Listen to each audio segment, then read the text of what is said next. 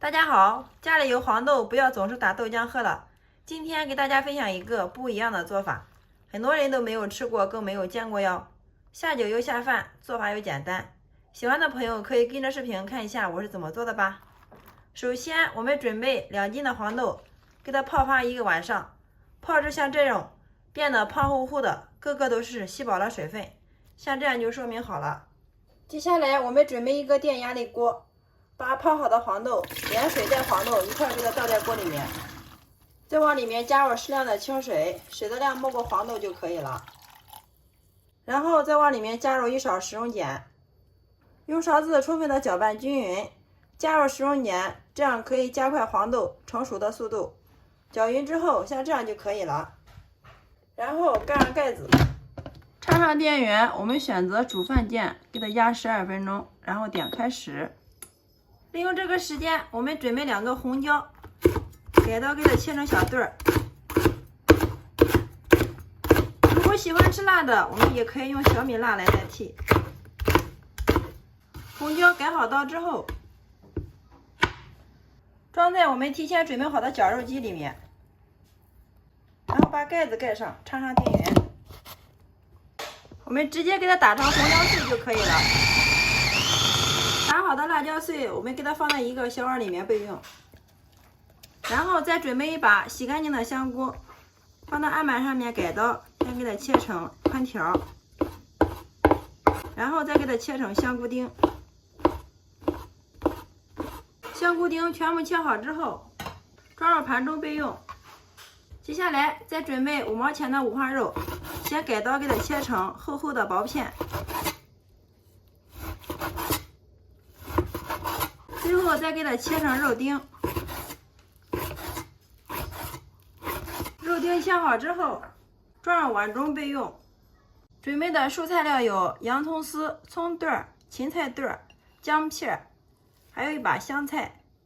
大料我准备的有3个八角、5、6片香叶，一把青红花椒，一把小茴香，加上适量的温水给它泡一下。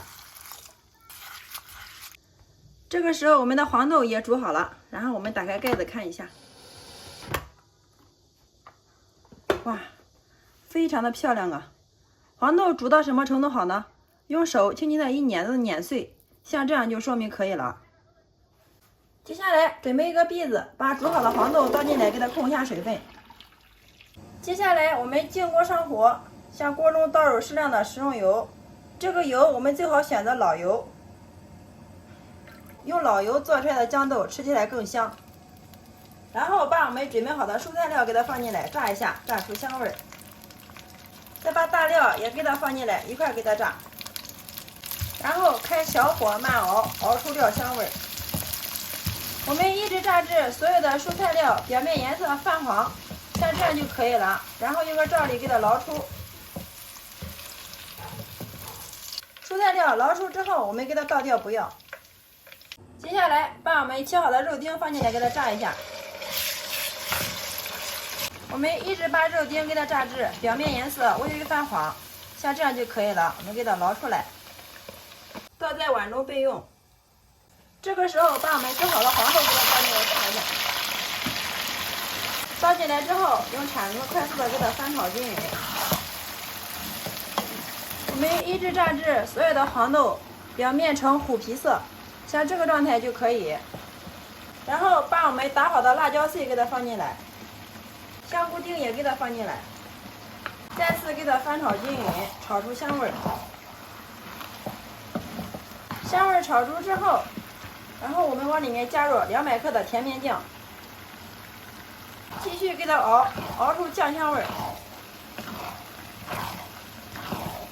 下面我们给它调香味儿，加上适量的生抽提味儿，食用盐适量，鸡精适量，适量的味精，再加入适量的南德，少许的十三香，然后再用铲子快速的给它翻炒均匀。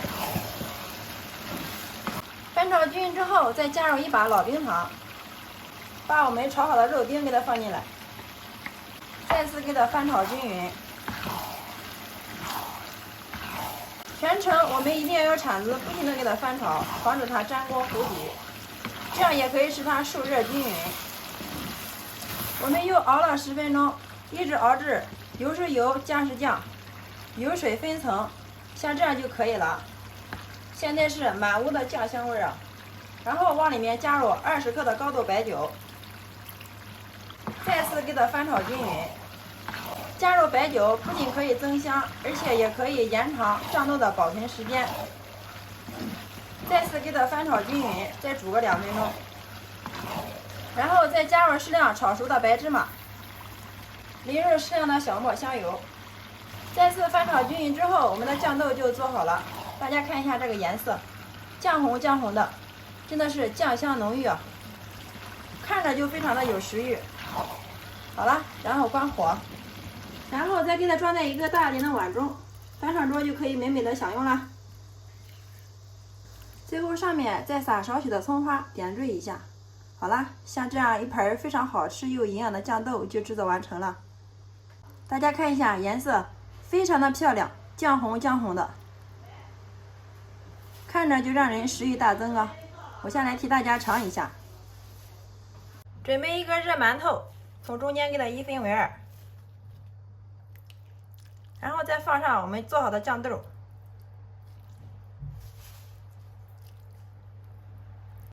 再来上一口。哇，真的是太好吃了！咬上一口，酱香浓郁，里面的黄豆特别的软烂又入味儿，还有一股香菇和肉丁的香味儿，真的是太香了。每次黄豆酱这样做，出锅连吃3个馒头都不过瘾，大人小孩都特别喜欢吃。酱豆这样做真的是太香太好吃了，用来下酒下饭招待客人都是超有面子哦。每次家里面来客人了，来上一份这样的黄豆酱，客人吃了之后还要打包带走。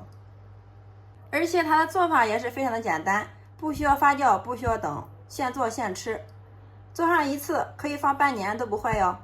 里面加入了香菇、肉丁，营养也是非常的丰富哦。喜欢的家人们可以收藏起来，有时间做给家人尝尝吧，保证让你吃一次就会喜欢上它。我们也可以一次性多做一点，冷凉之后放到一个密封罐子里面，放到冰箱冷藏保存，就是放上半年都不坏哟。吃的时候拿出来热一下，特别的简单，省时又省力。好啦，今天给大家分享黄豆的新做法就到这里啦。我每天都会为大家分享不一样的美食视频哦。喜欢我的视频，记得关注、点赞、留言、转发哟。非常感谢你的观看与支持，我们下个视频再见。